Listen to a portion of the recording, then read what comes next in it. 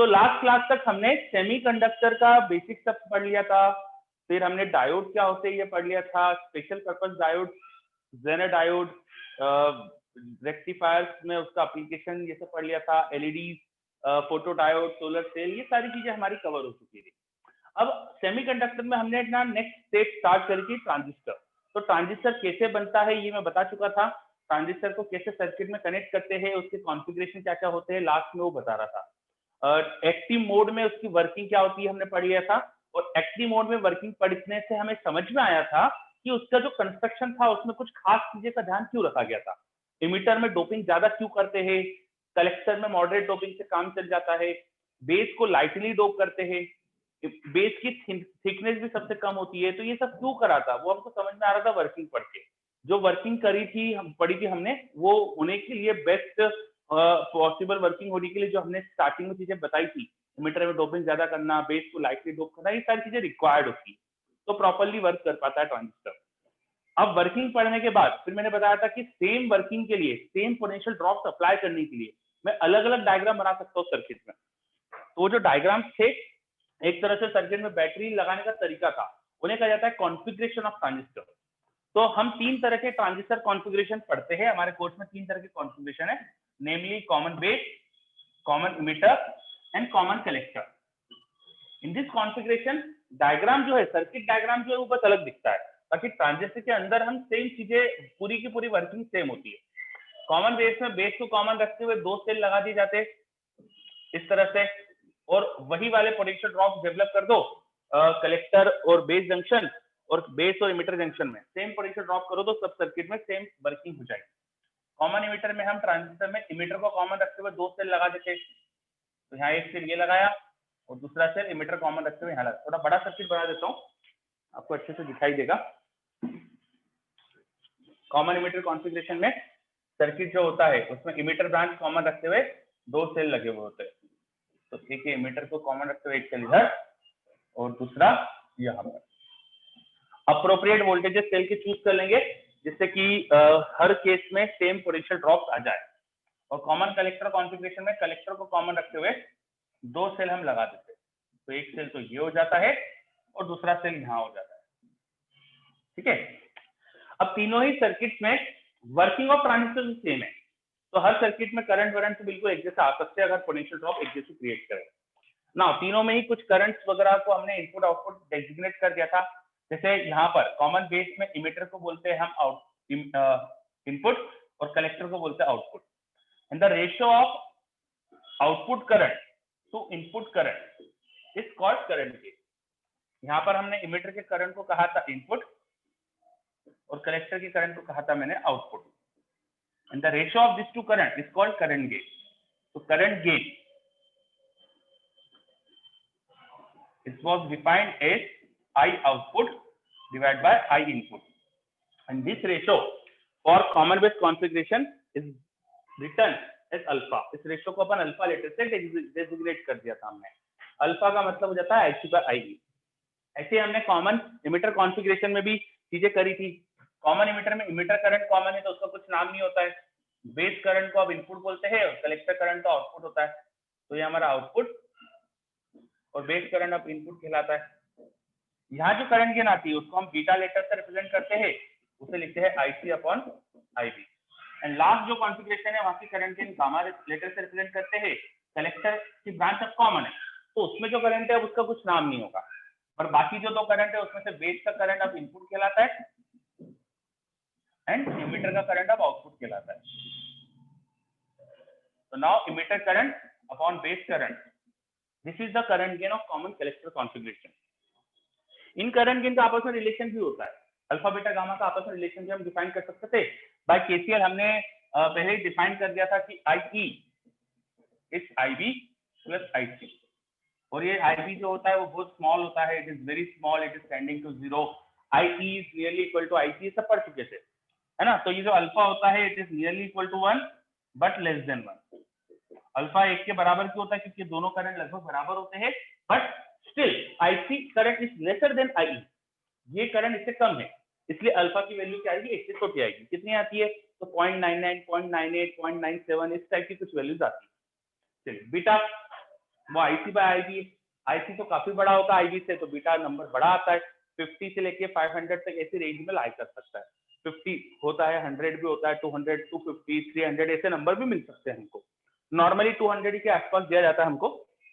अगला अगर सर्किट देखे, कॉमन कलेक्टर कॉन्फ़िगरेशन, वहां की करंट गेन गामा की, gamma is IE by IB and I is even greater than IC, तो ये गामा और भी बड़ा आता है बीटा से। और हम तो इनका रिलेशन भी निकाल चुके थे, हमने निकाला था कि जो गामा होता है वो बीटा प्लस 1 होता है। जैसे निकाला था मैंने, मेरी जो ये बेसिक इक्वेशन थी ना, इसको मैंने डिवाइड कर दिया था IB से।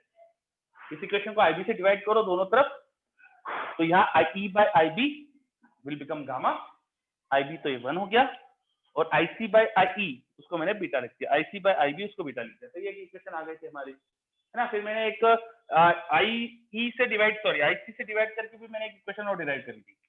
मैंने डिराइव करा था 1 by alpha equal to 1 upon beta plus 1, है राइट, ये इक्वेशन आई थी क्या। तो यहाँ से अल्फा की, यस, अल्फा की वैल्यू आ जाएगी बीटा अपॉन बीटा प्लस 1, और आप चाहो तो बीटा को लिख सकते हो अल्फा अपॉन 1 माइनस अल्फा। ये इक्वेशन आ जाती है अल्फा और बीटा की वैल्यूज एक दूसरे के टर्म्स की। ये सारी चीजें मैं पढ़ा चुका था लास्ट क्लास में, थोड़ा सा एक रिकैप करा दिया मैंने। किसी को कुछ भी डाउट है इनमें, कहीं भी कोई चीज जो समझ नहीं आई हो, बाद में रिकैप करी हो, आपको कुछ समझ नहीं आ रहा हो, कोई दिक्कत आ रही हो। हाँ, एक क्वेश्चन हमेशा आता है, how input and output are decided, that is decided by working. Input output working से समझ सकते हैं। पर जैसे अगर मैं कॉमन बेस की बात करूं, आप खुद सोचिए, जो वर्किंग थी, तो जो कलेक्टर का करंट है वो तो इमीटर के करंट की वजह से आया ना।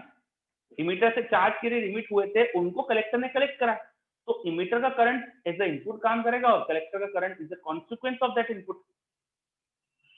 Is it correct? यस। तो यहाँ पे खुद अप्रोप्रिएटली हमने कलेक्टर करंट को आउटपुट और इमीटर करंट को इनपुट का है। इस सर्किट में देखिए अगर, तो अब क्योंकि यहाँ पे जो ब्रांच कॉमन होती है उसको तो कुछ नहीं कहा जाता, इमीटर करंट अब क्योंकि कॉमन है दोनों तरफ, तो उसका कुछ नाम नहीं देंगे। बेस और कलेक्टर करंट यही बचे। अब कलेक्टर तो आउटपुट ही होता है, तो बेस को इनपुट बोल दो, सिंपल सी बात, ठीक है। एंड लास्ट सर्किट, उसमें अब कलेक्टर ब्रांच कॉमन है, तो उसको तो कुछ कह नहीं सकते। जो ब्रांच दोनों तरफ कॉमन है उसका करंट किसी का नहीं है, neither it is from input neither it is from output. तो हमारे पास बचते हैं बेस और इमीटर के करंट। अब इसमें किसे इनपुट किसे आउटपुट कहे, तो हम VBE कंट्रोल करके तो इमीटर करंट कंट्रोल करते, VBE कंट्रोल करके हमारा जो बेस करंट है वो कंट्रोल होता है, एंड उससे ही हम इमीटर करंट कंट्रोल करते। तो हमने यहाँ पर डिसाइड कर लिया कि हम इसको आउटपुट बोल देंगे, इसको इनपुट बोल देंगे, हमने ऐसे डिसाइड कर लिया। क्लियर? यस। अब छोटी छोटी सी कुछ और चीजें भी मैं डिफाइन करना चाह रहा हूँ, इसलिए मैंने सारे सर्किट एक बार वापस बना भी लिए थे। एक चीज हम यहाँ पे डिसाइड कर लेते हैं, वोल्टेज गेन, करंट गेन या ट्रांस कंडक्टेंस। जैसे कॉमन इमीटर में मैं आपको एक चीज बताने वाला हूँ, कॉमन इमीटर का ही बस बता देता हूँ। ये जो पूरा साइड है, इधर ये इनपुट करंट था, तो ये जो पोटेंशियल डिफरेंस है इसे कहा जाता है input potential difference. The potential difference between base and emitter, उसको नाम दे दीजिए VBE। इसे बोल देते हैं इनपुट पोटेंशियल डिफरेंस, इसे बोल दिया जाता है input potential difference. The potential difference here between the emitter and collector, VCE, इसे नाम देते हैं हम आउटपुट पोटेंशियल डिफरेंस। इसे हम नाम देते हैं आउटपुट पोटेंशियल डिफरेंस। ये समझ में आया? कॉमन इमीटर में किसे इनपुट किसे आउटपुट का है भाई, ये करंट इनपुट की तरफ था, उसके साथ में जो पोटेंशियल है उसे इनपुट पोटेंशियल डिफरेंस बोल दिया। ये पोटेंशियल, ये करंट आउटपुट की तरफ था, उसके साथ के पोटेंशियल डिफरेंस को आउटपुट पोटेंशियल डिफरेंस बोल दिया। नाउ एक टर्म हम डिफाइन कर सकते हैं, ट्रांस कंडक्टेंस। मैं थोड़ी सी स्पेस बना रहा हूँ, मैं लिख रहा हूँ मैं ट्रांस कंडक्टेंस।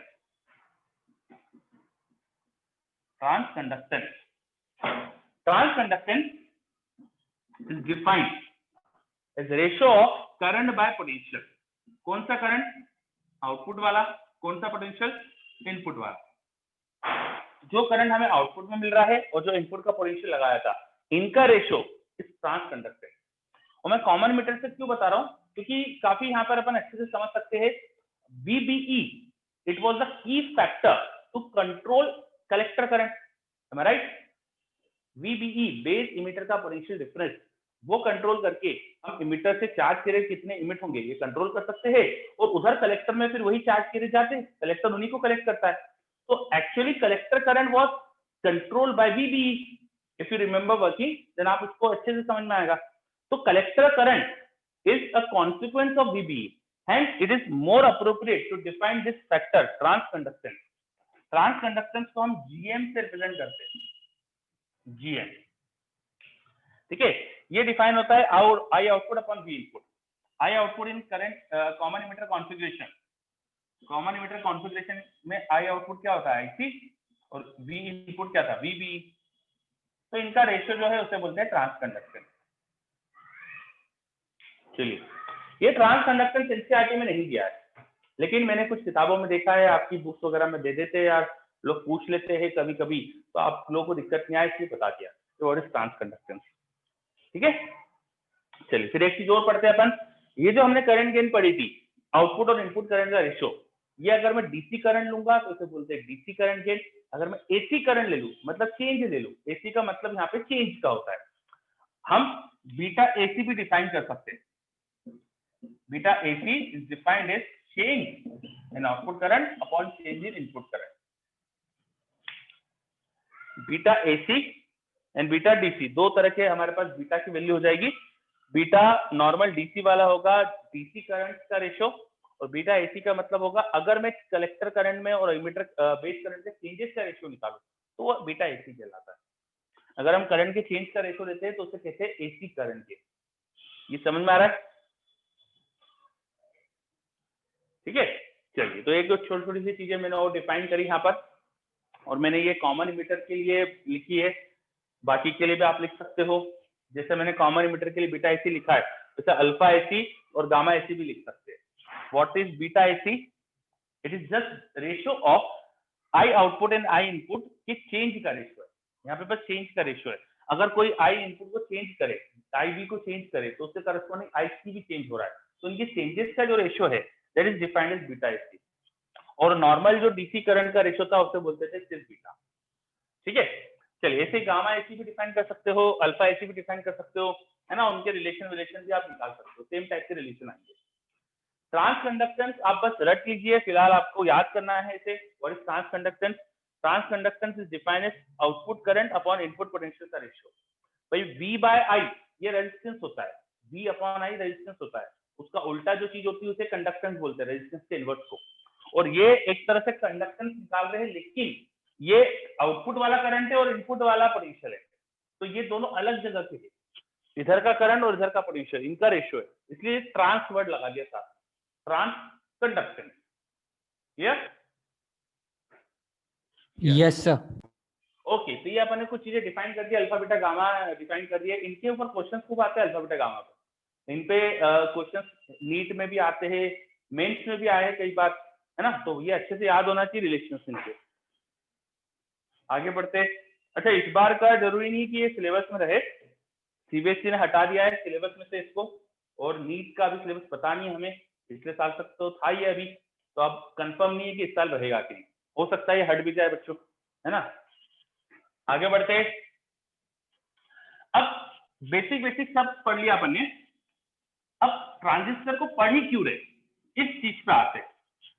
तो ट्रांजिस्टर की कई एप्लीकेशंस है, उनमें से एक खास एप्लीकेशन को हमको समझना है अच्छे से, दैट इज एम्पलीफायर। उनमें से खास एप्लीकेशन को हमें समझना है, दैट इज एम्पलीफायर। और सबसे अच्छा एम्पलीफायर ट्रांजिस्टर का बनता है कॉमन इमिटर कॉन्फ़िगरेशन। तो हम कॉमन इमिटर कॉन्फ़िगरेशन को थोड़ा सा और अच्छे से समझने वाले हैं। कॉमन इमिटर कॉन्फ़िगरेशन से हम अच्छा एक एम्पलीफायर बना सकते हैं। एम्पलीफायर क्या होता है उसकी बात करेंगे, तो कॉमन इमिटर को पहले थोड़ा और अच्छे से समझते हैं, इसलिए हम अब लिखेंगे characteristics of transistor in common emitter configuration. Characteristics of transistor in common emitter configuration. Characteristics का मतलब क्या है कि V और I के क्या रिलेशन है, क्या ग्राफ आ रहे हैं V और I के। तो characteristics of transistor in common emitter configuration.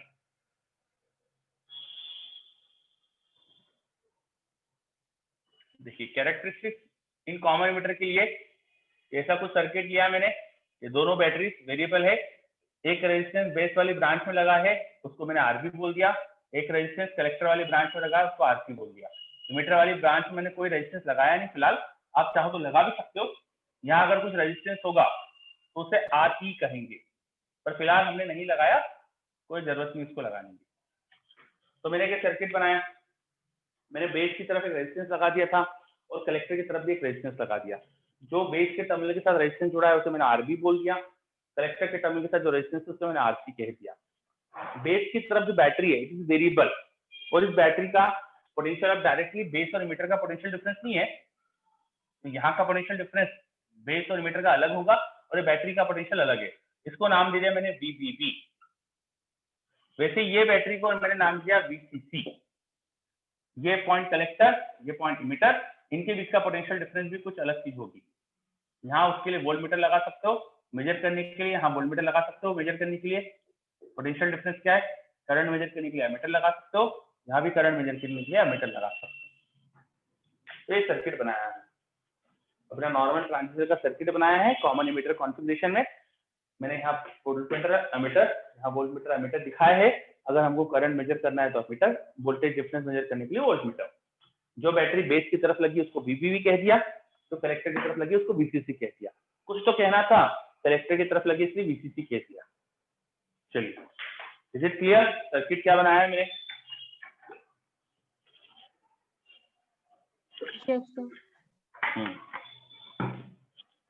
अब हम इसकी कैरेक्टरिस्टिक्स प्लॉट करेंगे। कैरेक्टरिस्टिक्स मतलब ये आई कैरेक्टरिस्टिक्स, मतलब वोल्टेज वेरी करने से करंट कैसे वेरी कर रहा है, ये सब चीजें देखेंगे अपन। तो उससे पहले मैं उस तरफ इनपुट साइड प्लॉट करूंगा, फिर आउटपुट साइड प्लॉट करूंगा, है ना, एक एक करके करेंगे।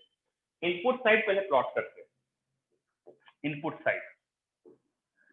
साइड का मतलब क्या है कि हम इधर की तरफ से जो करंट था, मैं थोड़ा सा कलर ले लेता हूं, यहाँ जो करंट था IB, जिसे हम इनपुट करंट बोलते थे, और जो यहाँ पोटेंशियल डिफरेंस था VBE, जिसे हम इनपुट पोटेंशियल डिफरेंस बोलते थे। Input current and input potential difference, इनके बीच का ग्राफ बनाएंगे। और जब इनका ग्राफ में बनाने वाला हूं तो इस साइड में सब कुछ कांस्टेंट रखूंगा। इस साइड जो बैटरी थी उसको मैं कांस्टेंट रख दूंगा, VCC is a constant step, ठीक है, मतलब सॉरी VCC नहीं, VCE, इसको मैं कांस्टेंट रखूंगा, VCE को कांस्टेंट रखूंगा। मैं चाह रहा हूं कि इनपुट में वेरिएशन चेक करूं और आउटपुट में VCE जो था उसे कांस्टेंट रखूं, ठीक है। तो इनपुट साइड में मैं कैरेक्टरिस्टिक्स बनाने के लिए VCE को कांस्टेंट रखता हूं।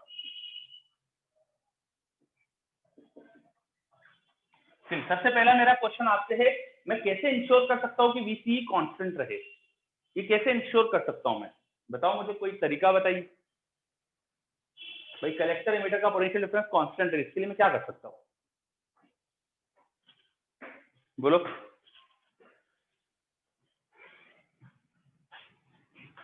नो रेजिस्टेंस, बिल्कुल सही देवांश ने कहा है मुझे कि रेजिस्टेंस हटा दो यहाँ से, सिंपल सी बात है। वो रेजिस्टेंस हटा दूंगा तो बैटरी का पोटेंशियल ही डायरेक्ट यहाँ लगेगा, कांस्टेंट लगा देंगे भाई, बैटरी वेरिएबल भी मत लगाओ, एक कांस्टेंट पोटेंशियल रख दो उसका, ठीक है। तो कांस्टेंट VCE क्रिएट कर सकता हूँ। अब मैं क्या कर रहा हूँ, VCE कांस्टेंट रखते हुए मैं इस VBB को धीरे धीरे चेंज करूंगा, जिससे IB का चेंज और VBE का चेंज होगा, और उनमें वेरिएशन को मैं प्लॉट कर रहा हूँ। VBE का variation on x axis, IB का वेरिएशन ऑन वाई एक्सिस, इनका ग्राफ बनाने वाला हूँ। VBE का वेरिएशन ऑन एक्स एक्सिस और IB का वेरिएशन ऑन वाई एक्सिस, इनका ग्राफ बनाने वाला हूँ। VBE मेजर करने के लिए मेरे पास यहाँ वोल्टमीटर है, IB मेजर करने के लिए एमीटर है, ठीक है। और ये कैसे बदलेंगे, VBE क्यों बदलेगा, बिकॉज ये VBB का जो सेल था इट इज वेरिएबल, उसको धीरे धीरे जीरो से धीरे धीरे उसका पोटेंशियल बढ़ाऊंगा। सो अगर VBE धीरे धीरे बढ़ाएंगे, VBE जीरो से धीरे धीरे बढ़ाएंगे, तो क्या एक्सपेक्टेशन है हमारी, कैसा ग्राफ बनना चाहिए? वर्किंग पड़ी है हमने ट्रांजिस्टर की, तो हम सोच के बता सकते हैं कि क्या होना चाहिए। आप क्या सोचते हैं? जो बेस इमीटर का पोटेंशियल डिफरेंस है क्या काम करता है, ये क्या काम करता था, पहले तो ये बताइए।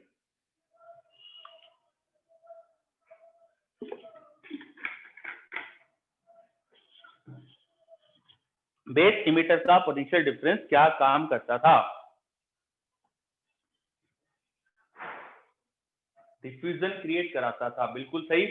डिफ्यूजन क्रिएट कराने के लिए, डिफ्यूजन होने के लिए इमीटर से जो भी चीज है, इमीटर में अगर इलेक्ट्रॉन थे वो एन टाइप है तो वहां से इलेक्ट्रॉन इमिट होंगे, इमीटर अगर पी टाइप है तो वहां से होल इमिट होंगे। वो इमिट कराने के लिए मुझे इमीटर बेस जंक्शन को कम से कम 0.7 तो पोटेंशियल देना पड़ेगा ना, वहां जो कट ऑफ था उससे ज्यादा तो पोटेंशियल देना पड़ेगा ना। सही बात है क्या? यस, है ना? तो जब तक वो पोटेंशियल 0.7 से बढ़ा नहीं दूं तब तक तो करंट दिखाई नहीं चाहिए मुझे बेस में भी। भाई पी और एन जंक्शन ही तो है, emitter base junction is a PN junction, and when PN junction is biased with a potential lesser than the cutoff potential, तो डिफ्यूजन चालू नहीं होता है, एंड बेस करंट भी नहीं आएगा तब तो। सही है क्या? यस, तो बेस करंट शुरू में भी जीरो रहेगा और बिल्कुल डायोड जैसे ग्राफ बनना चाहिए हमारे पास, ऐसा बिल्कुल डायोड जैसे ग्राफ बनना चाहिए। शुरू में इमिटर बेस जंक्शन जब रिवर्स बायस टाइप था, वो वहां पे अंदर एक डिफ्यूजन, एक इलेक्ट्रिक फील्ड होती थी, रिवर्स इलेक्ट्रिक फील्ड, जो इमिटर से जो भी है वहां पे एनपीएन लिया है तो इलेक्ट्रॉन इधर नहीं जाने देगी और बेस से इधर होल नहीं आने देगी। अब उसे आपको ओवरकम करना है तो कम से कम आपको कट ऑफ से ज्यादा पोटेंशियल चाहिए। कट ऑफ से ज्यादा जैसे ही पोटेंशियल लगाएंगे वैसे ही डिफ्यूजन प्रोसेस अच्छे से स्टार्ट हो जाएगी। तो डिफ्यूजन प्रोसेस अच्छे से स्टार्ट हो गई है एक कट ऑफ के बाद, तो उसके बाद बेस करंट वैसे ही डायोड जैसा दिखना चाहिए अपन को।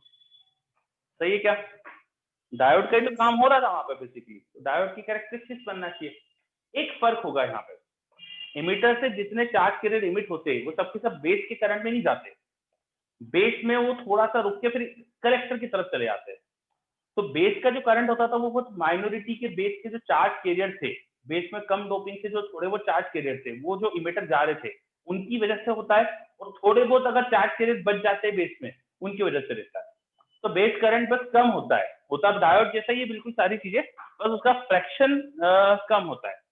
इसलिए बेस करंट जो होता है वो टेंस ऑफ माइक्रो एम्पियर के ऑर्डर का होता है।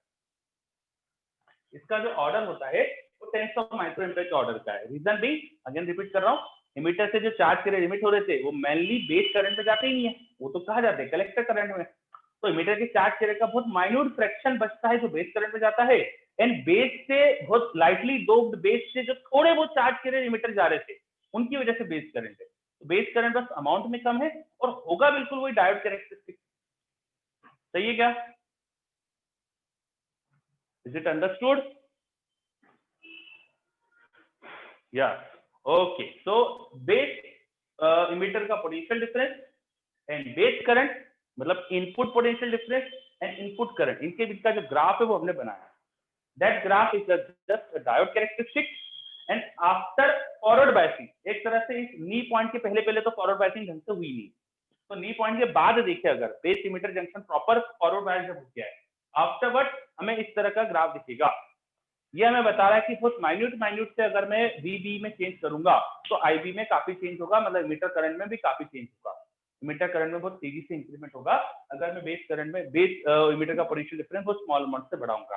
तो बिल्कुल डायोड जैसे यहाँ पर सिलिकॉन का ही अगर ट्रांजिस्टर बनाए तो कट ऑफ भी वही करीब आ जाता है, करीब करीब 0.7 वोल्ट आ जाता है, और उसके बाद 0.7 से आपको बहुत थोड़ा सा यहाँ पे पोटेंशियल बढ़ाना पड़ता है और करंट अच्छा खासा अपन को स्टीपली इंक्रीज होते दिखता है। ठीक है, अब आगे में यहाँ डायनेमिक रेजिस्टेंस डिफाइन करो, आर डायनामिक इनपुट साइड में हम डिफाइन कर रहे हैं, ये हमारा इनपुट करंट था, ये हमारा इनपुट पोटेंशियल डिफरेंस था। डायनेमिक रेजिस्टेंस होता है चेंज इन पोटेंशियल और चेंज इन करंट का रेशियो। नॉर्मल जो ओम्स लॉ फॉलो करने वाले सर्किट होते हैं वहां V बाय I अपन करंट रेजिस्टेंस बोलते हैं, यहाँ अपने पास ओम्स लॉ जैसा कुछ नहीं है, V और I प्रोपोर्शनल नहीं है, तो यहाँ अपन डायनेमिक रेजिस्टेंस डिफाइन करते हैं। डायनेमिक रेजिस्टेंस का मतलब होता है चेंजेस का रेशियो, डेल्टा V और डेल्टा I का रेशियो। तो ये चेंज का रेशियो मतलब मैं डेल्टा VB और डेल्टा IB का अगर रेशियो निकालू तो मैं इनपुट साइड की चीजें ले रहा हूँ, इसलिए इसको इनपुट रेजिस्टेंस कह देंगे। यहाँ जो रेजिस्टेंस आएगा उसे हम बोलेंगे R input, R in is defined as delta VBE upon delta IB। यहाँ VBE का जो चेंज करना पड़ता है मुझे वो मिली वोल्ट के ऑर्डर का है। 0.7 के बाद मुझे 0.8 भी नहीं करना पड़ता, 0.7 के बाद बहुत थोड़ा सा पोटेंशियल चेंज करो तो मुझे अच्छा स्टीप इंक्रीमेंट दिखता करंट में, जैसा डायोड में बता सकते हैं। तो डेल्टा VBE का ऑर्डर बहुत कम है, मिली वोल्ट का है, और डेल्टा IB मुझे टेंस ऑफ माइक्रो एम्पियर के ऑर्डर में चेंज दिख रहा है। तो ये रेशियो किस ऑर्डर में आना चाहिए बताइए, ये रेशियो किस ऑर्डर में आना चाहिए? 10 की पावर 2 10 की पावर 2 मतलब 100 ओम के ऑर्डर में आना चाहिए, है ना? तो R in is few 100 Om, R in is few 100,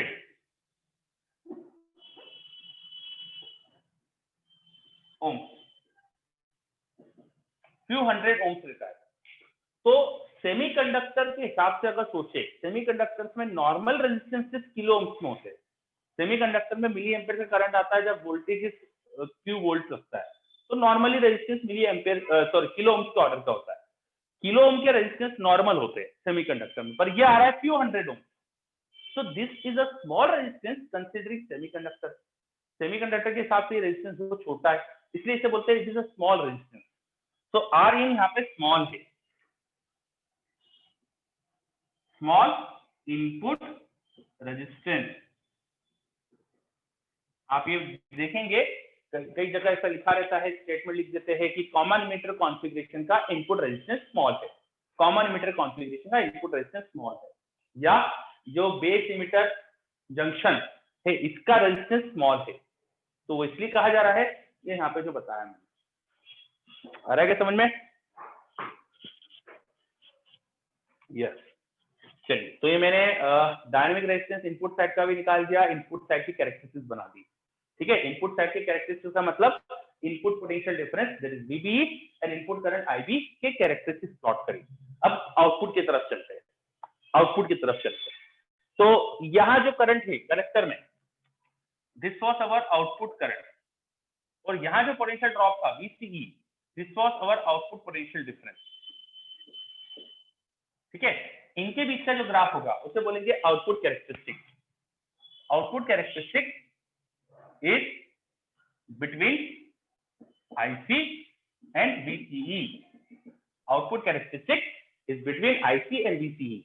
And जैसे यहां मैंने बनाने के लिए ग्राफ VCE कांस्टेंट रखा था, अब ये बनाने के लिए मैं VB कांस्टेंट रख के बनाऊंगा।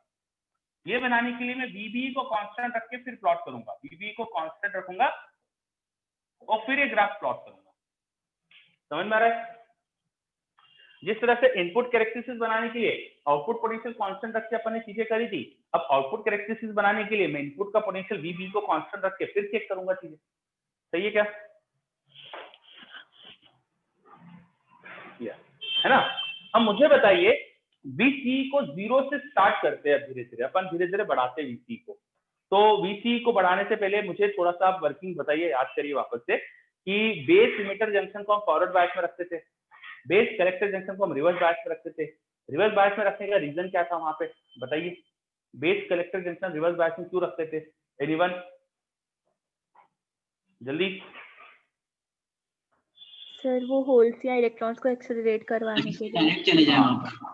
बिल्कुल सही। जो भी इमीटर से चार्ज कैरियर आ रहे थे, जो भी थे इमीटर से जिस टाइप के चार्ज कैरियर आ रहे थे, वो बेस में ना रुकते हुए वो सीधे कलेक्टर चले जाए, इसके लिए हमने यहाँ पे रिवर्स बायसिंग करी थी।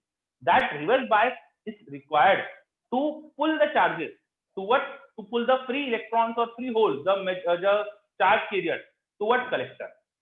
And reverse biasing का मतलब क्या होता है? अब थोड़ा सा ये भी समझ लेते हैं।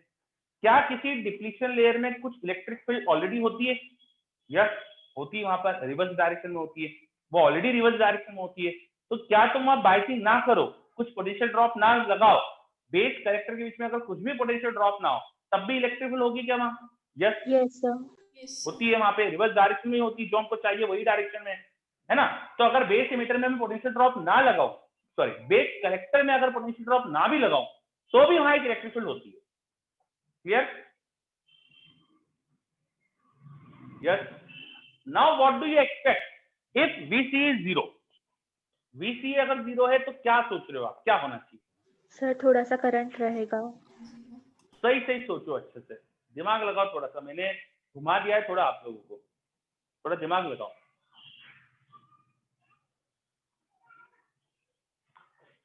थोड़ा सा दिमाग लगाओ।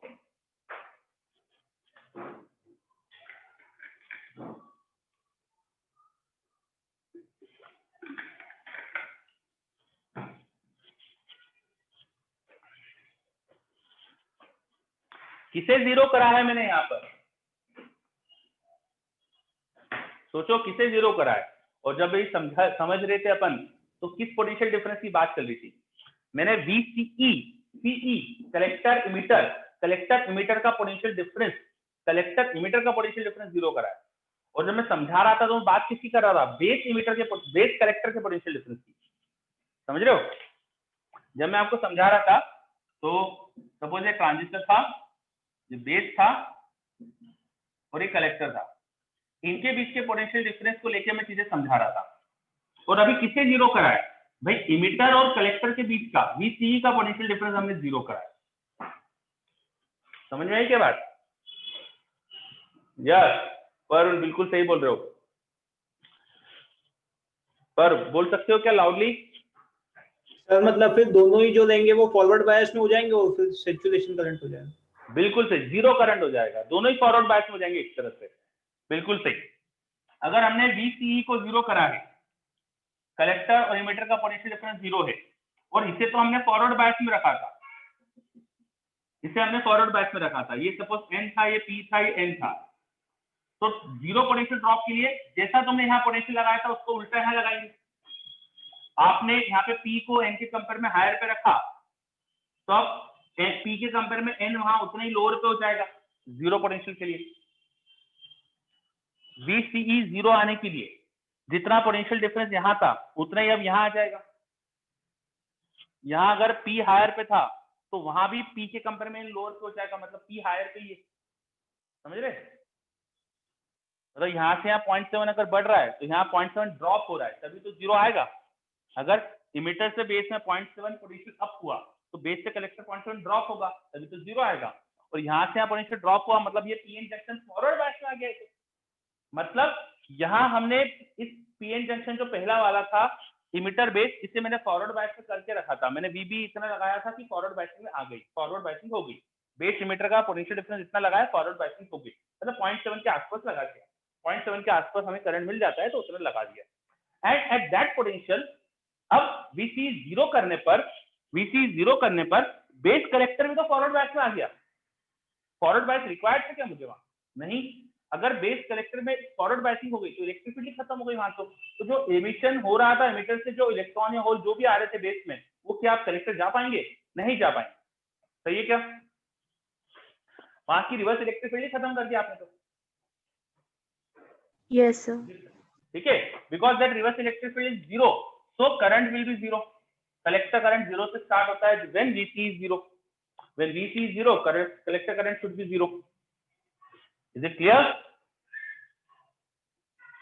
Now, अब VCE बढ़ा रहे हैं हम, मतलब कलेक्टर का पोटेंशियल धीरे धीरे मैं नॉन जीरो कर रहा हूँ, कलेक्टर को धीरे धीरे हायर पोटेंशियल पे ले जा रहा हूँ, मतलब मैं इस N का पोटेंशियल धीरे धीरे बढ़ा रहा हूँ।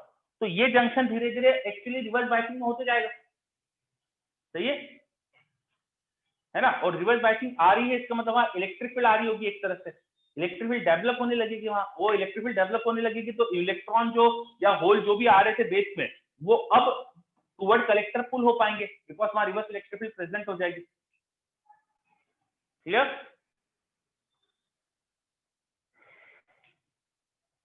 Is it clear? Yes, Devansh को तो क्लियर। Thank you. चलिए, तो जैसे जैसे मैं कलेक्टर इमिटर का पोटेंशियल डिफरेंस बढ़ाऊंगा वैसे वैसे इलेक्ट्रिक फील्ड सेटअप होगी, और इलेक्ट्रिक फील्ड सेटअप होगी तो मुझे करंट दिखने लगेगा। जितना पोटेंशियल डिफरेंस बढ़ाते जाऊंगा इलेक्ट्रिक फील्ड थोड़ी ज्यादा आती जाएगी, इलेक्ट्रिक फील्ड ज्यादा आ गई तो कलेक्टर करंट बढ़ते जाएगा, बिकॉज इलेक्ट्रिक फील्ड सफिशिएंट अगर हो गई तो ज्यादा पुल कर पाएगी। तो कलेक्टर करंट यहाँ पर स्टीपली बढ़ता है विद VCE के साथ वो स्टीपली पहले इंक्रीज करता है, वो स्टीप ग्राफ होता है शुरू में। ठीक है, अब इतनी इलेक्ट्रिक फील्ड आ गई कि ऑलमोस्ट सारे इलेक्ट्रॉन जो भी आ रहे थे इमिटर से, जो भी होल या इलेक्ट्रॉन जो भी आ रहा है, चार्ज कैरियर जो बेस पे आ रहा था, वो अगर तुमने सारे ही ऑलमोस्ट पुल कर लिए टुवर्ड कलेक्टर, तो और करंट बढ़ सकता है क्या? बताइए। नो। सो आप क्या सोचते हो, क्या ये ग्राफ बिल्कुल बढ़ते जाएगा? कांस्टेंट हो जाएगा। कांस्टेंट हो जाएगा, बिल्कुल सही। तो सम टाइम तक तो बढ़ेगा, उसके बाद ऑलमोस्ट कांस्टेंट हो जाएगा। So there will be a saturation in collector current. There should be a saturation in collector current. When all of the charge carrier emitted by emitter are pulled by collector, then there is no more chance of collector current to grow. Because of charge carrier ही नहीं आ रहे इतना, तो collector current grow कैसे कर सकता है? So after a certain electric field, base collector के बीच में, बेस कलेक्टर के बीच में certain electric field आ जाएगी, उसके बाद फिर और electric field बढ़ाने का कोई सेंस नहीं। उसके बाद कलेक्टर करंट भी बिकम कांस्टेंट। और ये जो कांस्टेंट चीज आती है ना, वो जल्दी आ जाती है, बहुत जल्दी। मतलब ऐसा नहीं कि हमें भाई 2-3 वोल्ट लगाना पड़ता है, बहुत जल्दी 0.4 0.5 वोल्ट ऐसे ही पोटेंशियल पे हो जाता है काम अपना। 0.4 वोल्ट 0.5 वोल्ट इस टाइप के पोटेंशियल, एग्जांपल के लिए 0.4 वोल्ट लिख दिया मैंने। मतलब हमको बहुत ज्यादा पोटेंशियल नहीं लगाना पड़ता ये करने के लिए, 0.4 0.5 टाइप के लगाना पड़ता है। रीजन भी क्योंकि ऑलरेडी डिप्लीशन लेयर में इलेक्ट्रिक फील्ड होती है, तो तुम्हें 0.4 वोल्ट तक ही इतना काम हो जाता है उस इलेक्ट्रिक फील्ड से कि सारे इलेक्ट्रॉन फुल हो जाएगा। पूरी ऑलराइट। अब एक्चुअल जो रिवर्स बायसिंग हो रही है तो बाद में हो रही है, इसका मतलब जब तक रिवर्स इलेक्ट्रिक फील्ड आएगी कोई रिवर्स बायसिंग ही नहीं थी एक तरह से वहां। तो एक्चुअल जो एक्टिव मोड इधर स्टार्ट हुआ है ना, एक्टिव मोड तो इस तरफ स्टार्ट हुआ है, तो इधर है हमारा एक्टिव मोड। जो हम ट्रांजिस्टर का एक्टिव मोड पढ़ते हैं वो उधर है लाइन के पहले पहले क्या था, तो हमारा डायोड वो जो दूसरा पीएन जंक्शन था वो तो क्या हो रहा था, फॉरवर्ड बायस में हो रहा था, इसको अपन को क्या बोलेंगे, सैचुरेशन। तो इधर का जो रीजन है वो अपने डायोड जो ट्रांजिस्टर की वर्किंग का सैचुरेशन रीजन है असली में। इस लाइन के पहले पहले एक्चुअली सैचुरेशन रीजन था और उसके बाद उधर है एक्टिव मोड। क्लियर? यस। चलिए, तो ये कैरेक्टरिस्टिक्स प्लॉट करी मैंने। कैरेक्टरिस्टिक्स मतलब करंट और वोल्टेज का रिलेशनशिप प्लॉट करा for output current and output potential difference. Output current is called IC, output potential difference is BC. तो यहाँ से यहाँ जो पोटेंशियल डिफरेंस कलेक्टर और इमीटर का है इसमें, और यहाँ जो करंट था आईसी, इनके बीच में ग्राफ प्लॉट करा, तो वो कुछ इस तरह का आया मेरे पास। और ये प्लॉट करते समय मैंने क्या ध्यान रखा था कि मैं वीबी को कांस्टेंट रखूं। मैंने यहाँ वीबी कांस्टेंट रखा था और इस बैटरी को मैं धीरे धीरे बढ़ा रहा था, मतलब वीसी को धीरे धीरे बढ़ा रहा था और देख रहा था कलेक्टर करंट किस तरह से वेरी कर रहा है। तो मुझे ग्राफ ये मिल गया। थोड़ी छोटी छोटी चीजें और देख लेते हैं। वीबी को जिस कांस्टेंट वैल्यू पे रखा था उसे अल्टर कर दो, उसे चेंज करो। क्या मुझे बताओ, जब वीबी इस 0.7 से कम होगा तो कलेक्टर करंट आ पाता क्या? वीबी अगर 0.7 से कम होता तो कलेक्टर करंट आ पाता क्या? नहीं, बिल्कुल नहीं आ पाता। और वीबी को मैं 0.7 से थोड़ा बढ़ा के 0.71 करूं, फिर 0.72 करूं, फिर 0.73 करूं, ऐसा चेंज कर दे जाऊं। कांस्टेंट रखूं, पहले 0.7 रख के देखूं क्या हो रहा है, फिर 0.71 रख के देखूं क्या हो रहा है, फिर 0.72 रख के देखूं, फिर 0.73 रख के देखूं, तो मुझे क्या दिखना चाहिए? When VBE बेस इमीटर का जो पोटेंशियल डिफरेंस था ये, इसे मैं धीरे धीरे अलग अलग कांस्टेंट वैल्यू रखूं। मुझे कांस्टेंट रखना है, but that constant value is different each time. मैं कई बार ग्राफ बनाऊं, पहले वीबी की छोटी वैल्यू के लिए ग्राफ बनाऊं, फिर वीबी की थोड़ी बड़ी वैल्यू के लिए, फिर वीबी की थोड़ी और बड़ी वैल्यू के लिए। तो मुझे क्या दिखना चाहिए? क्या सोचते हैं आप? ध्वनि ने बिल्कुल सही कहा, आदित्य राज बिल्कुल सही, पर्व नहीं, ठीक है। और क्या सोचते हो पर्व?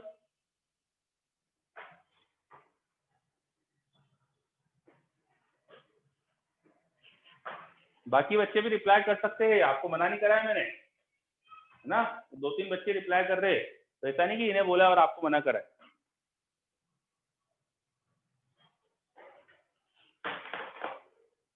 ऋषित बोल रहा है, ठीक है। और ऋषित क्या खासियत दिखेगी अपन को, सोचो।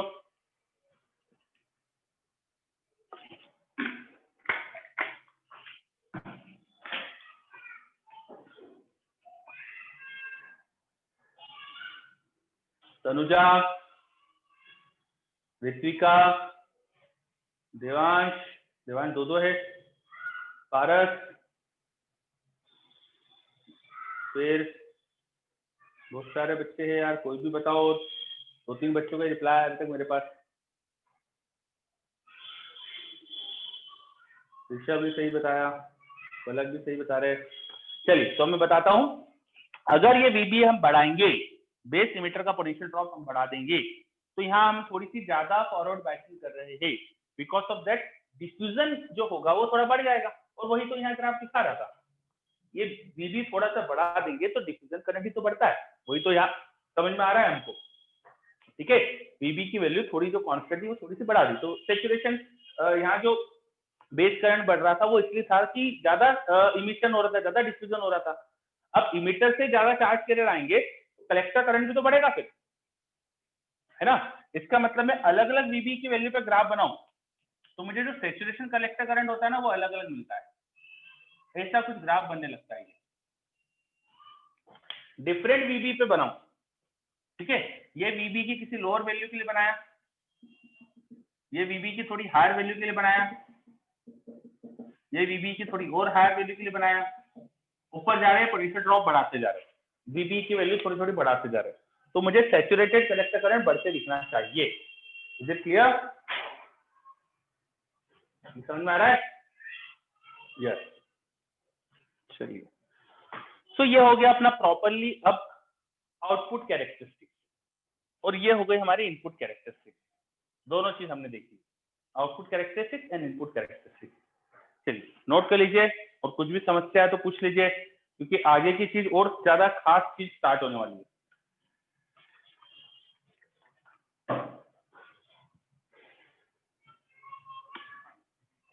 एक बार देख लीजिए अच्छे से, कुछ भी समस्या है तो पूछ लीजिए, इसके आगे और इंपॉर्टेंट चीज स्टार्ट होने वाली है।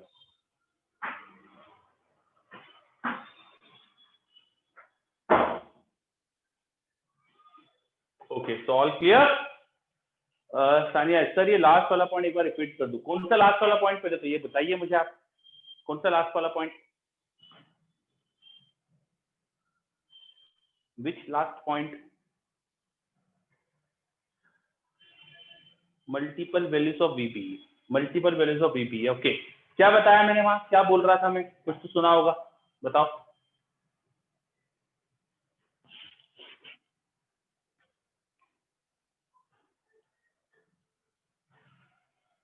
VB क्या कर रहा था यहाँ पे, आप बताइए।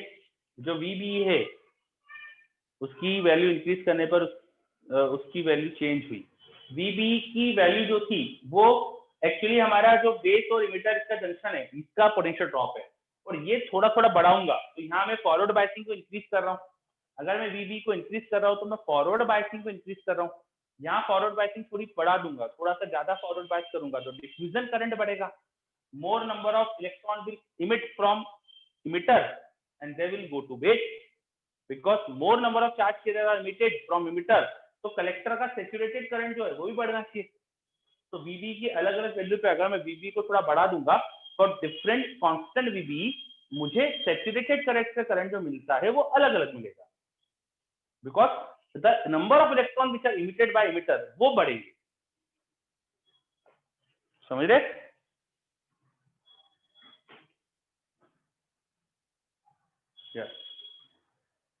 सर VBC का रिवर्सल बायस वाला पॉइंट रिपीट करते। VBC का रिवर्सल बायस वाला पॉइंट का मतलब क्या है, थोड़ा सा आप बताइए, क्या बात करना चाह रहे हैं?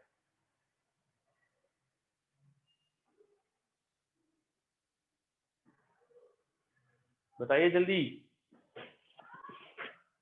सर आपने जो बताया था कि VBC का रिवर्स बायस बाद में चालू होगा, मतलब 0 पर 0 करंट रहेगा, 0 वोल्ट।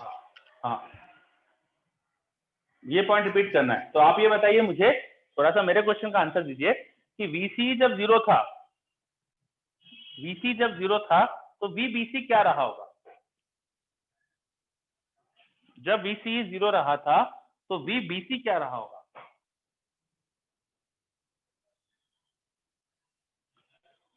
हमने इमिटर बेस को फॉरवर्ड बायस कर रखा था, ये हमें पता था। यहाँ हमने 0.7 के आसपास पोटेंशियल लगा रखा था, ये हमें नोन था।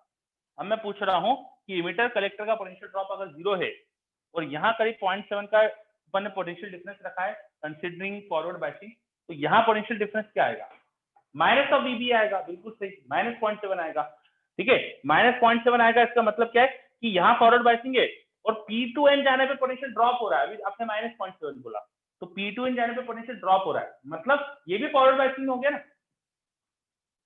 P2N पोटेंशियल ड्रॉप हो रहा है तो N is at lower potential than P, मतलब फॉरवर्ड बायसिंग।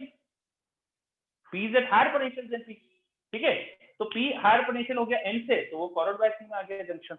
ये भी फॉरवर्ड बायसिंग में जंक्शन। When VC was 0, ये जंक्शन फॉरवर्ड बायसिंग में था, because of its forward biasing collector current is 0. Is it clear?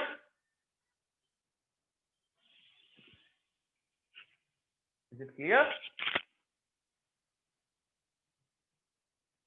Sir तो जो करंट आ रहा है वो तो थोड़े टाइम बाद आना चाहिए ना, क्योंकि 0.7 जब तक 0 नहीं होता तब तक फॉरवर्ड बायस नहीं होगा।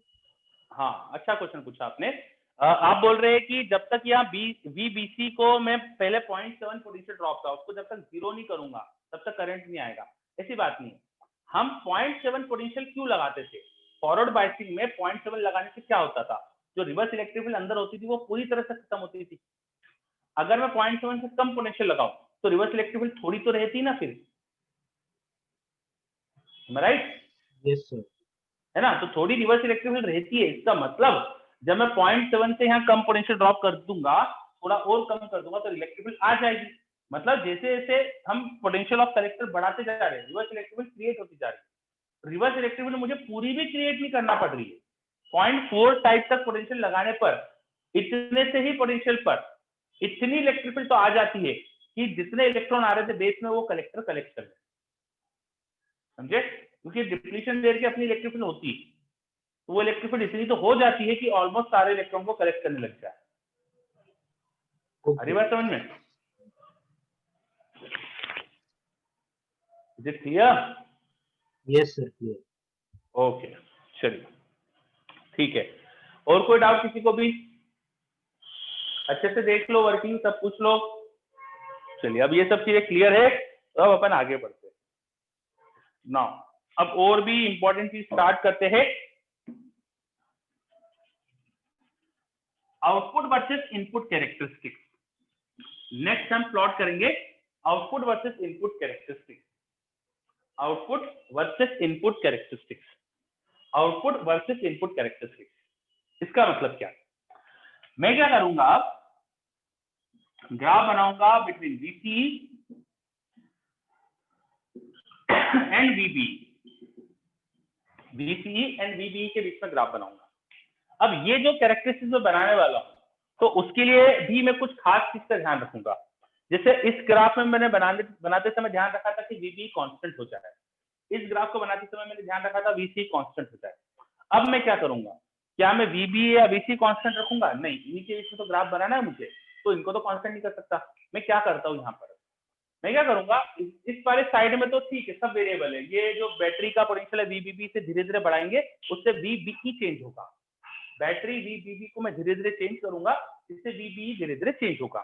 अब यहाँ VCE में चाहता हूँ कि चेंज होने दो, उसे छोड़ू, VCE को फ्री रखना चाहता हूँ। इसके लिए मैं VCC को कांस्टेंट लगा दूंगा।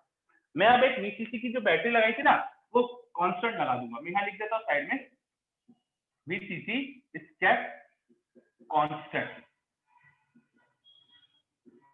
साथ में जो रेजिस्टेंस लगा था वो भी लगे रहता है, उसे नहीं हटाएंगे। ठीक है, तो ये बैटरी को कांस्टेंट कर दिया। ये एरो हटा देता हूँ फिलहाल में, बिकॉज ये बैटरी अब कांस्टेंट लगाऊंगा मैं, और रेजिस्टेंस भी यहाँ लगा हुआ है।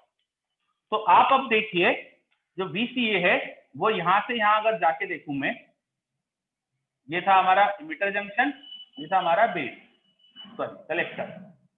तो इमिटर से कलेक्टर का पोटेंशियल डिफरेंस VCE, उसको लिख सकता हूँ VCC।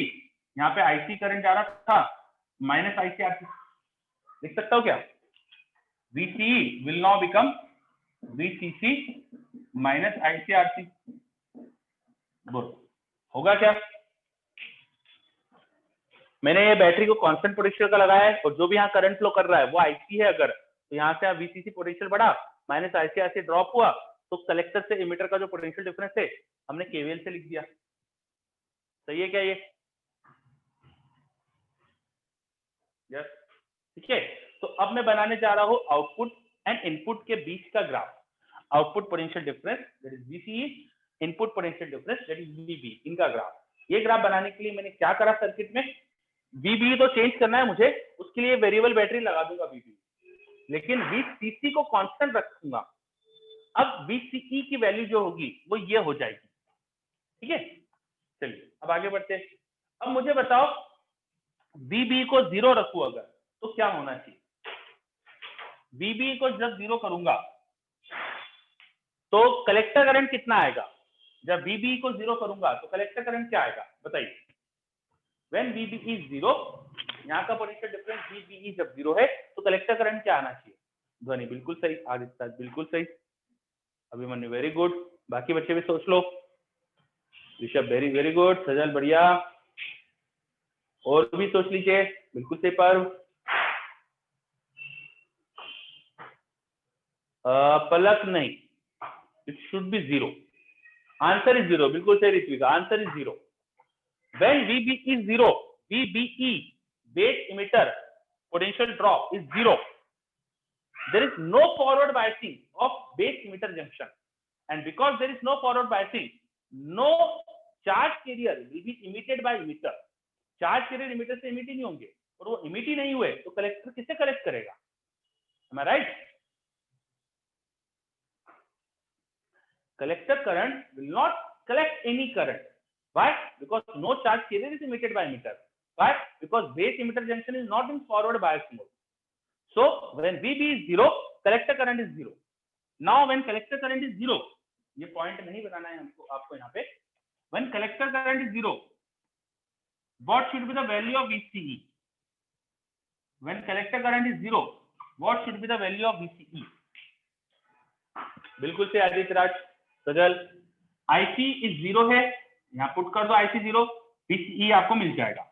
So graph should start from a point where voltage is VCC. Graph should start from a point where voltage is VCE. When VB is 0, voltage should be VCE of output, voltage should be VCT. So इस point से graph start होगा. ये clear है कि graph यहाँ से start होगा, धीरे धीरे VB को बढ़ाऊंगा तो यहाँ से स्टार्ट होगा ग्राफ. yes. अच्छा अब ये बताओ 0.7 से कम पोटेंशियल रखा मैंने VBE का, VBE 0.7 से कम है, क्या एक्सपेक्ट करते हैं आप? VBE 0.7 से कम है, क्या एक्सपेक्ट करते हैं? बिल्कुल सही, बिल्कुल सही, बिल्कुल आदित्य राज सही. सब बच्चे मुझे सही बता रहे हैं कि यहाँ पे कांस्टेंट लाइन मिलेगी. सब बच्चे मुझे सही बता रहे हैं कि यहाँ पे कांस्टेंट लाइन मिलेगी. ठीक है, क्यों सही बता रहे हैं? कांस्टेंट लाइन क्यों मिलेगी? जब तक VBE 0.7 तक नहीं पहुंचाऊंगा तब तक तो कोई इमिटर से इमिशन ही चालू नहीं हुआ, तो कलेक्टर करंट स्टिल 0 मेंटेन होगा.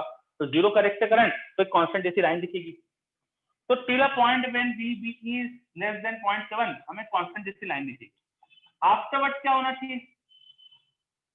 आफ्टरवर्ड क्या होना चाहिए? VB को स्लोली बढ़ा रहे, 0.7 से 0.701, 0.702, 0.703 ऐसा धीरे धीरे बढ़ाते चल रहे.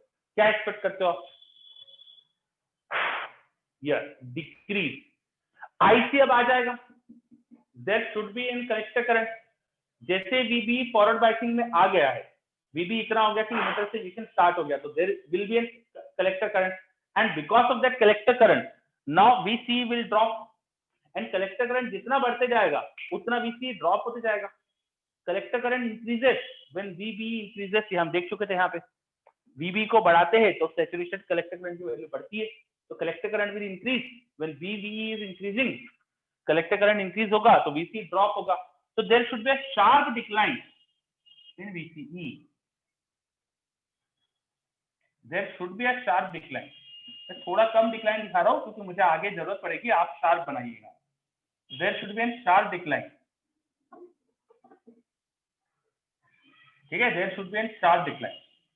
आप और स्टिप बनाना, मैंने थोड़ा कम स्टिप बनाया, मुझे आगे थोड़ा जरूरत है इसलिए आपको दिखाई नहीं देगा नेक्स्ट चीज जो करूंगा मैं, तो इसलिए मैंने थोड़ा कम स्टिप बनाया. आप लोग अच्छे से स्टिप बनाइएगा.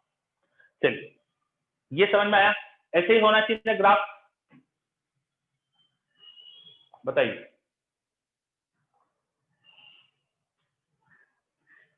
ठीक है, अब VB को धीरे धीरे हम बढ़ा रहे थे तो बहुत थोड़ा थोड़ा सा VB बढ़ाना पड़ रहा है मुझको, बहुत स्मॉल अमाउंट में VB को बढ़ाना पड़ रहा है, और यहाँ पे मुझे बहुत स्टीपली ग्राफ कम होते दिख रहा है, नीचे आते दिख रहा है. ये ग्राफ जैसे जैसे नीचे आ रहा है तो VC बेसिकली कम हो रहा है. Am I right? ये ग्राफ किसका है? VC का तो है. तो VB बढ़ाने से VC कम होते जा रहा है एक तरह से, सही है ना? VC की वैल्यू धीरे धीरे कम होती जा रही है. ठीक है, VC कम हो रहा है तो VC पहले VCC की वैल्यू पे था, जैसे यहाँ पे VCC की कोई वैल्यू है 5 वोल्ट समथिंग कोई वैल्यू है, वहां से VC कम हो रहा है, कम हो रहा है, कम हो रहा है, कम हो रहा है. तो VC के कम होने से IC में तो कोई चेंज नहीं होता है. VC के कम होने से IC को कोई फर्क नहीं पड़ता है VC के चेंज होने से. पर अगर 0.4 से कम कर दो तो आप अगर बहुत लो पोटेंशियल पे पहुंच गए, 0.4 के आसपास पहुंच गए तो क्या होगा? यहाँ पोटेंशियल कम होते होते 0.4 के आसपास तो पहुंचेगा ही कभी ना कभी. इस रेंज में आ गए तो क्या होगा? आप VC की वैल्यू कम करते जा रहे हो, इस रेंज में आ गए तो क्या होना चाहिए?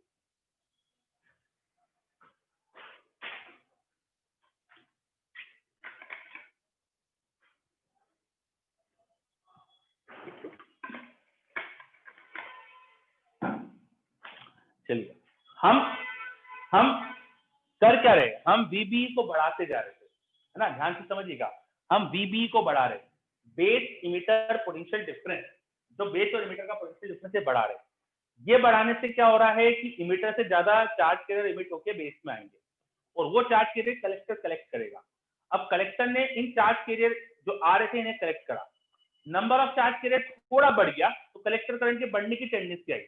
नंबर ऑफ चार्ज कैरियर जो आ रहा है वो थोड़ा बढ़ गया तो कलेक्टर करंट बढ़ने की टेंडेंसी आई, बिकॉज जो चार्ज कैरियर आ रहे थे वही कलेक्टर करंट कलेक्ट कर रहा है, तो कलेक्टर करंट बढ़ने की टेंडेंसी आई। ध्यान से समझना, जैसे ही कलेक्टर करंट बढ़ेगा इससे क्या होगा, VCA ड्रॉप होगा, VCA ड्रॉप होगा, VCA ड्रॉप होगा तो VC के ड्रॉप होने से कलेक्टर करंट भी ड्रॉप हो जाएगा, कलेक्टर करंट भी ड्रॉप हो जाएगा। कलेक्टर करंट सोचो कि इमिटर से इलेक्ट्रॉन आए, बेस में आए, वो जाना चाहते हैं कलेक्टर की तरफ, कलेक्टर उन्हें खींच रहा है, वो खींच रहा है, ठीक है।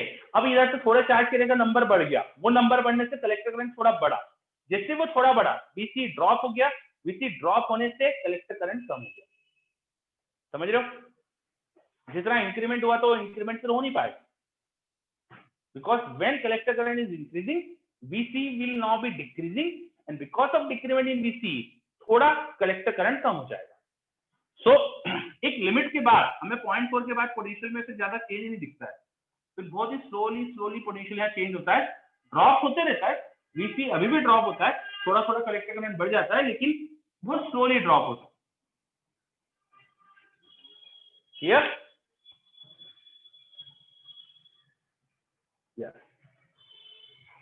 तो एक तरह से एक लिमिट के बाद आप एक पॉइंट के बाद किस रीजन में लाई कर रहे हैं, यहाँ VC बहुत कम हो गया तो आप सैचुरेशन रीजन में लाई कर रहे हैं।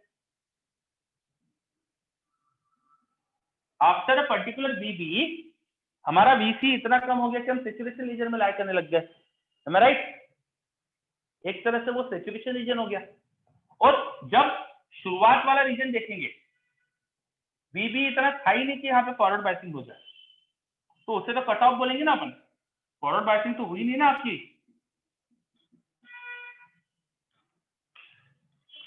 तो जो हमारा एक्टिव मोड है वो तो बीच में बचा है, so this is the active mode region. जो हम एक्टिव मोड पढ़ते हैं ना वो असल में बीच वाला है, तो एक्टिव मोड में जो ग्राफ है वो दिख रहा है हमको क्या है, ठीक है। चलिए ये ग्राफ अच्छे से क्लियर। सर हाँ बोलिए। लास्ट पॉइंट एक बार वापस बता दीजिए कि VCE का स्लो डिक्लाइन क्यों हो गया, IC जब डिक्रीज करने लग गया। ठीक है, ये आप बताएंगे मुझे या आप बताएंगे, ठीक है, आप सोच सकते हो। आप मुझे बताइए कि जैसे मैं VB को बढ़ाऊंगा तो उससे क्या होता है। सो VB इंक्रीज होगा तो VC डिक्रीज होगा।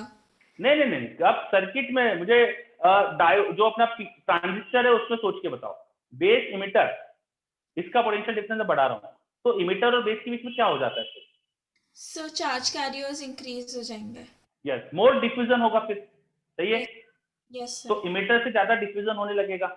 अब वो डिफ्यूजन बढ़ा तो डिफ्यूजन होके इलेक्ट्रॉन या होल जो भी थे वो बेस में ज्यादा है, ये होल या इलेक्ट्रॉन का नंबर बढ़ा तो इनका नंबर जो कलेक्टर की तरफ जाएगा वो भी बढ़ने की टेंडेंसी आएगी, am I right? Yes sir. मतलब कलेक्टर करंट बढ़ने की टेंडेंसी आएगी। If collector current increases then VC का क्या होता है, VC decreases and if VC is decreasing in this region, इस रीजन में VC डिक्रीज होता है, तो with decrease in VC IC का क्या होता है, IC decreases डिक्रीज होता है। So due to the increment in the charge carrier emitted by emitter IC की बढ़ने की टेंडेंसी है, and when IC is increasing by small amount VC decreases decrease. VC decrease से क्या होगा, VC डिक्रीज से क्या होगा, IC increase decrease. VC decrease तो IC भी डिक्रीज, तो IC की बढ़ने की टेंडेंसी क्या है, उससे VC कम हुआ, VC कम होने से IC फिर कम, तो IC लगभग कांस्टेंट जैसा हो जाता है और VC में कांस्टेंट जैसा दिखता है। Okay sir. ओके चलिए, तो क्या ज्यादा टफ था क्या तो सर? हाँ बोलिए। लग रहा था मुझे तो वो डिक्रीज समझ नहीं आ रहा था। चलिए कोई बात नहीं, बोलिए। सर जब अपना VCE 0.4 से ही कम हो गया है, नहीं सॉरी था ये, हाँ VCE 0.4 0.4 से कम हो गया है तो मतलब सैचुरेशन हो गया है, तो आईसी को तो 0 हो जाना चाहिए ना फिर। नहीं, एक्चुअली कुछ तो करंट आ सकता है ना, 0 क्यों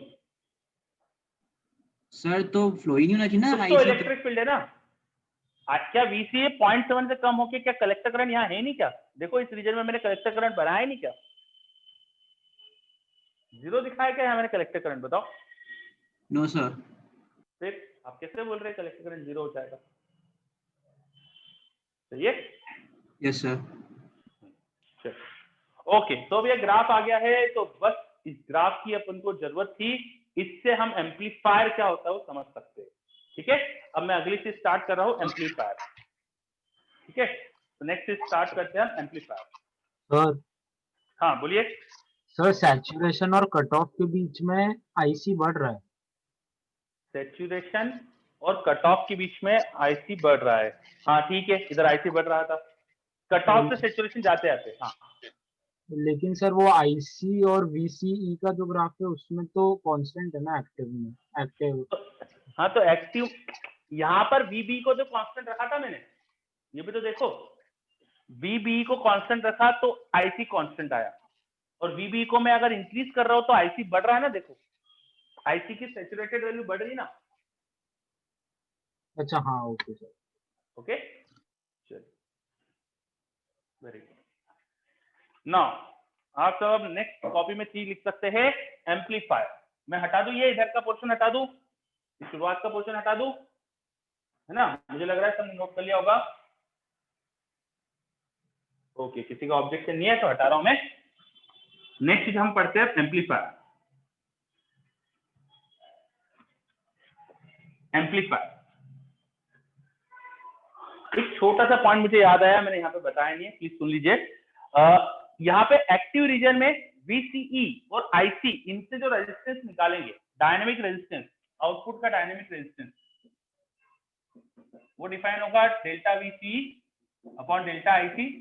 ये क्या आना चाहिए? ये लार्ज आना चाहिए। ठीक है, मैं यहाँ पे वीसीई का जो चेंज है वो अच्छा खासा चेंज करो तब भी आईसी में कोई खास चेंज नहीं हो रहा है ना। Clear? Yes, so output resistance is large. तो आप ये लिखा देखेंगे, transistor in common emitter configuration has small input resistance and large output resistance. तो स्मॉल लिखा था मैंने यहाँ पे थोड़ी देर पहले, स्मॉल इनपुट रेजिस्टेंस होता है और लार्ज आउटपुट रेजिस्टेंस होता है। ये आता है मेगा ओम के ऑर्डर में। ये लार्ज रेजिस्टेंस मतलब मेगा ओम के ऑर्डर का आता है। ठीक है, मेगा ओम के फॉर्म में याद रखना। चलिए अब आ जाते हैं एम्पलीफायर पर। एम्पलीफायर करते क्या है? एम्पलीफायर में हम कोई voltage signal as a input send करते हैं। कोई voltage signal as a input send करा। ठीक है, थोड़ा सा अच्छे से बनाता हूँ, शायद दिख नहीं रहा होगा आपको। ये वोल्टेज सिग्नल का मैं ग्राफ बना रहा हूँ, और जो मेरा वोल्टेज सिग्नल है ना उसका है ना एम्पलीट्यूड बहुत थोड़ा सा है, बहुत स्मॉल एम्पलीट्यूड है, ऐसा बहुत ही स्मॉल एम्पलीट्यूड का कोई वोल्टेज सिग्नल। फॉर एग्जाम्पल जैसे अभी जो ब्लूटूथ माइक में यूज कर रहा हूँ, इसमें माइक है एक जगह पे, यहाँ पे छोटा सा होल है जहाँ पे माइक है। वो माइक मेरे बोलने से साउंड को कैच कर रहा है। अब वो जो माइक साउंड को कैच करता है ना, वो कोई बहुत ज्यादा वोल्टेज नहीं बना पाता है। आप माइक कैसे काम करते हैं सर्च कर सकते हो, वो सिंपल सी चीज होती है। ईएमआई अगर पढ़ा है तो माइक काम करना बहुत आसान है, बहुत समझना आसान है, माइक की वर्किंग समझना बहुत आसान है। तो वोल्टेज जो जनरेट होता है ना वहां पे वो स्मॉल होता है। आपने ईएमआई चैप्टर पढ़ा ही है, तो चेंज इन फ्लक्स से जो ईएमएफ आता है वो स्मॉल ही, बहुत ज्यादा फ्लक्स वो बना नहीं सकते हैं, मैग्नेटिक फील्ड ज्यादा स्ट्रांग नहीं बना पाते, तो ज्यादा पोटेंशियल नहीं आता है। उसे मुझे बढ़ाना पड़ेगा। अगर मुझे सुनने लायक स्पीकर में मुझे साउंड क्रिएट कराना है तो स्पीकर को काफी बड़ा एम्पलीट्यूड देना पड़ता है, और इतने स्मॉल एम्पलीट्यूड से स्पीकर काम नहीं कर पाते। तो एम्पलीट्यूड मुझे बढ़ाना है इसका। यहाँ जो एम्पलीट्यूड है ना वो मुझे बढ़ाना है।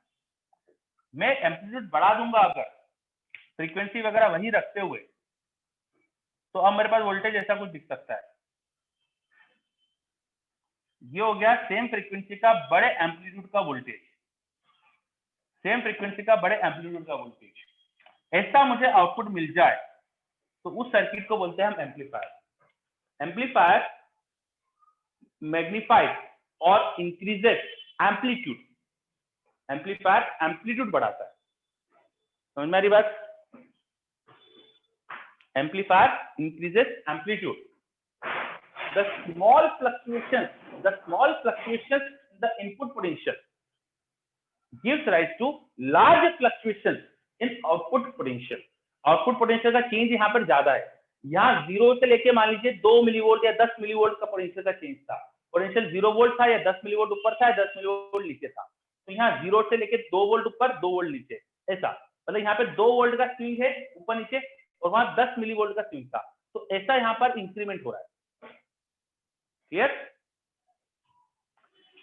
ऐसे सर्किट जो कर देते हैं उन्हें कहते हैं एम्पलीफायर.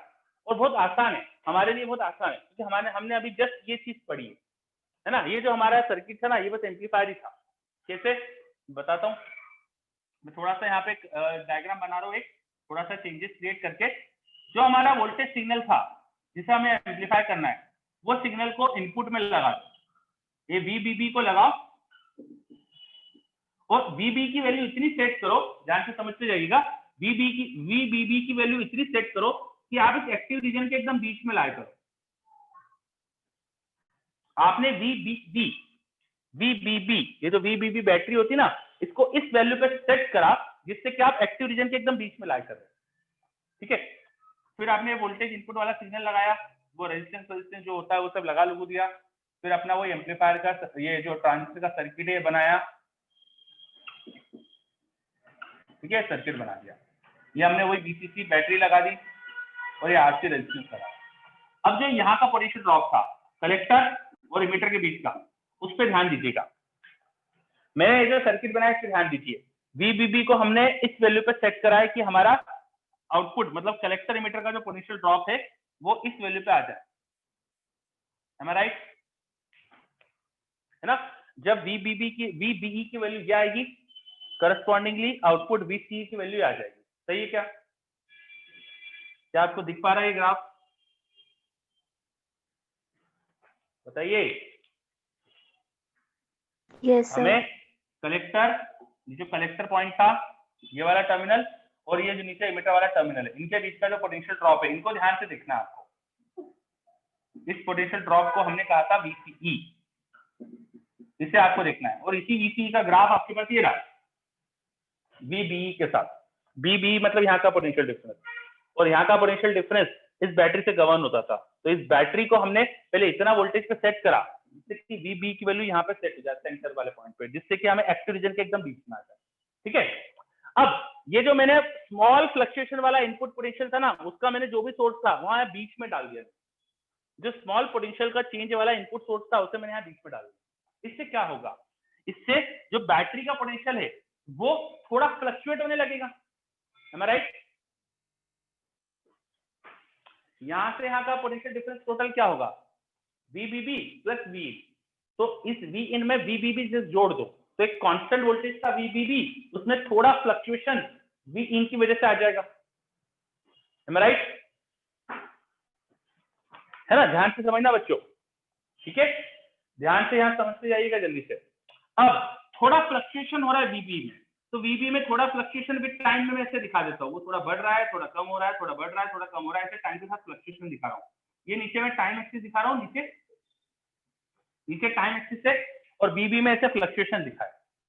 तो VB के जो फ्लक्चुएशन है थोड़ा डार्क कर देता हूँ. ये VB के फ्लक्चुएशन हो रहे हैं. बिकॉज ऑफ दिस फ्लक्चुएशन आपका देखिए आउटपुट इस रेंज में अब स्विंग होगा. आउटपुट इस रेंज में स्विंग होगा. देखिए ध्यान से, जब VB को थोड़ा बढ़ाऊंगा तो इस ग्राफ से देखिए V आउट कम हो जाएगा. VB की इस वैल्यू पे आ गया मैं अगर इस रेड कलर की लाइन की VB पे वैल्यू पे आ गया तो मुझे इस रेड वाली लाइन पे मुझे आउटपुट मिलेगा. मैं पीछे वाली रेड लाइन पे आ गया तो मुझे इस वैल्यू का V आउट मिलेगा. मतलब मैं इस रेंज में यहाँ वोल्टेज इनपुट को स्विंग कराऊं तो मुझे आउटपुट का जो वोल्टेज है वो इस रेंज में स्विंग करते दिखेगा. दिख रहा है आपको? When input potential is variation, input potential का वेरिएशन इस रेंज में लाई कर रहा है तो आउटपुट पोटेंशियल का वेरिएशन इस रेंज में लाई कर रहा है. दिख रहा है? क्या हो गया? What is this? क्या हो गया ये? हाँ सर वो वोल्टेज का डिफरेंस इंक्रीज हो गया, एम्पलीट्यूड। बिल्कुल सही हो गया, एम्पलीफायर बन गया है तो बन गया। दिस इज एम्पलीफायर, समझे? ओके, सो ये जो सर्किट बन गया ये रहा एम्पलीफायर का सर्किट। अगर आप सर्किट आपके जो आपके पास अगर एम्पलीफायर हो, मतलब कि जनरली कंप्यूटर में लगाते थे हम स्पीकर वगैरह, उसमें एम्पलीफायर सर्किट होता है।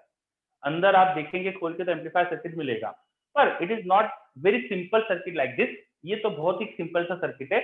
वहां हमें बहुत सारी चीजें ध्यान रखना पड़ती है। हमें ना नॉब्स वॉब्स भी दिए रहते हैं कंप्यूटर के जो आते हैं साथ में स्पीकर, उसमें नॉब भी दिए रहते हैं वोल्टेज को, वॉल्यूम को कंट्रोल करने के लिए, बेस को कंट्रोल करने के लिए, ट्रेबल को कंट्रोल करने के लिए होते हैं ना नॉब, जैसे वॉल्यूम, बेस, ट्रेबल, ये सब कंट्रोल होता है। तो वहां सर्किट में बहुत सारी चीजें होती है। उसमें कंट्रोल सर्किट भी है जिससे वॉल्यूम बढ़ा सको, सिर्फ बेस बढ़ाना है तो उसका सर्किट भी होता है, सिर्फ ट्रेबल बढ़ाना तो उसका सर्किट भी होता है। देखा होगा शायद कंप्यूटर के साथ जो अलग से अगर स्पीकर लाओ तो उसमें नॉर्मली 3 नॉब मिलते हैं अपन को, है ना? यस, ठीक है। तो अब ये सर्किट जो होते हैं वो तो थोड़े ज्यादा कॉम्प्लेक्स है, हमारे कोर्स में थोड़ा सिंपल सा सर्किट दिया है, ठीक है? यस, चलिए, एम्पलीफायर समझ में आया? Yes sir. ओके बच्चों, तो एक काम करते हैं, आज मैं इतना ही बताता हूँ, उसमें छोटी छोटी चीजें मुझे बताना बाकी है, पर वो नहीं, आज इतना ही थ्योरी पढ़िए इसकी। थोड़े थोड़े से थ्योरी के पॉइंट है वो बताऊंगा नेक्स्ट क्लास में। अब वो एक साथ इतनी सारी चीजें बताओ तो समझ में आता नहीं, आज बहुत सारा हो गया अपना, ठीक है? तो आज अपन यही रुकते हैं। आप लोग अब एनसीईआरटी से एम्पलीफायर वगैरह पढ़ना, बहुत डिफिकल्ट समझाया उन्होंने एम्पलीफायर एनसीईआरटी में, तो थोड़ा कॉशियसली पढ़ना, थोड़ा ध्यान से पढ़ना। बाकी ये जो लेक्चर अपन ने पढ़ा इसकी थ्योरी अच्छे से याद रखिए, वीडियो लेक्चर शेयर कर दिए हैं मैंने, वो भी मिल जाएंगे आपको, तो उससे भी देख सकते हैं बाद में। सचल बोल रहा है सर इनपुट वोल्टेज किस फॉर्म में देते हैं? इनपुट वोल्टेज किस फॉर्म में देते हैं? वोल्टेज किस फॉर्म में मतलब क्या है आपका? मुझे समझ नहीं आया। फॉर्म मतलब वोल्टेज है ना? हाँ, एसी में रहता हुआ ना फिर से बोलो। सर, मतलब एसी में रहता है ना, वेरिएबल है ना? हाँ तो वेरिएबल है ना, ऑफकोर्स, ये वेरिएबल दिखाया था मैंने, ठीक है? जैसे मैं अब बोल रहा हूं तो माइक में कुछ वोल्टेज जनरेट होगा, नहीं बोलूंगा नहीं जनरेट होगा, लाउड बोलूंगा ज्यादा वोल्टेज जनरेट होगा, स्लो बोलूंगा कम वोल्टेज जनरेट होगा। मेरे बोलने की जो फ्रीक्वेंसी है अकॉर्डिंग टू उसमें वोल्टेज जनरेट होगा, सही है ना? तो अकॉर्डिंगली माइक में जो सिग्नल होता है, तो जरूरी ऐसा साइनसोइडल है, ये तो एग्जांपल के लिए हम पढ़ाते हैं, यहाँ पे साइन सिग्नल दिखाना आसान होता है, बच्चे ठीक है साइन समझते हैं इसलिए दिखा देते हैं।